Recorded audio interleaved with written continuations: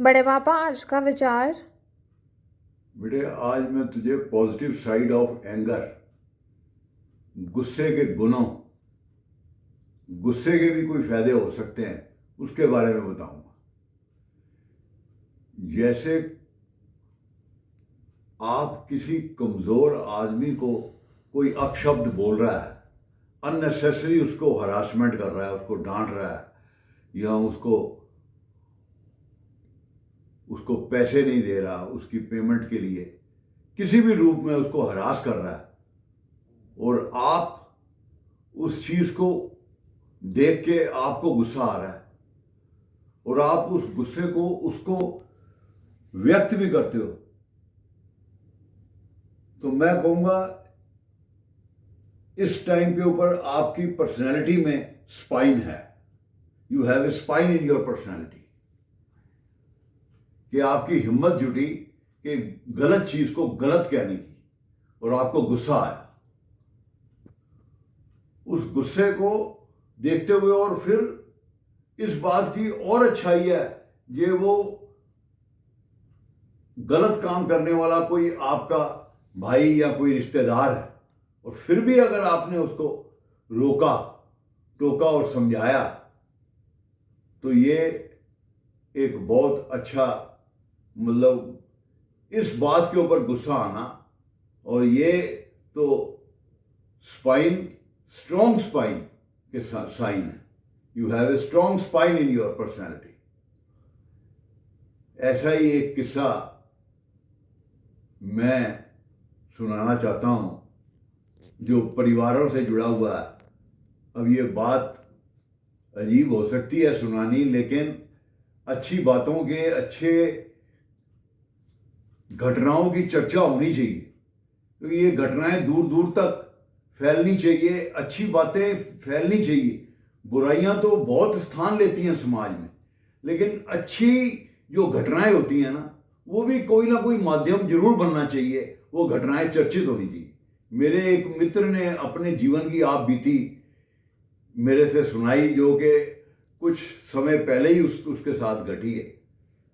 वो स्वभाव से बहुत गुस्सीला, वो मुझे ही कहता था कि मैं अपने घर में बहुत रोब शोब से रहता हूँ, बहुत रोब रखता हूँ अपने बच्चों पे, अपनी वाइफ पे, बहुत मेरा एक घर में एक ढंग अलग है जीने का। जैसे किसी को शौक, बड़ा मतलब एक शौक कह लो या एक मतलब रोब रखने का। तो बच्चे बड़े हो गए हैं, अब उसका बच्चा 30 साल का हो गया, अब अननेसेसरी बच्चे अब नहीं सहते। अब किसी बात के ऊपर बच्चे से ज़्यादा वार्तालाप हो गया, और वार्तालाप कुछ ज़्यादा बढ़ गया, और ये वार्तालाप बढ़ते बढ़ते घर में चर्चा हो गई, और घर में चर्चा होते हुए वाइफ भी मतलब बीच में आ गई, और मैंने वाइफ को अपना फिजिकली दो चार चांटे लगा दिए, कुछ ज़्यादा मार दिया। हालांकि बचपन में मैं उसको एक दो बार मार चुका हूँ, लेकिन ये बच्चों के सामने नहीं हुआ है, और ये घटना बच्चों के सामने हो गई, और बच्चों ने ये चर्चा अपनी बुआओं से कर दी, जो कि मेरी बहनें, दो बहनें हैं मेरी, एक छोटी बहन है, एक बड़ी बहन है। अब मेरी बहनों से रात को चर्चा हुई, तो वो तो सुबह इतने गुस्से में मेरे घर सुबह आ गई, मैं तो बड़ा हैरान हो गया। और मैं कहूँ आपको, वो जो घर में उनको जो छोटी मोटी स्टिक मिली, वो स्टिक लेके आ गई, और बस मेरे से बात किए बिना मुझे मारे चली जा रही हैं। मैं हैरान कि बात क्या हुई है, वो बस रुकी नहीं, कोई बात ही नहीं कर रही, वो बस मारे चली जा रही।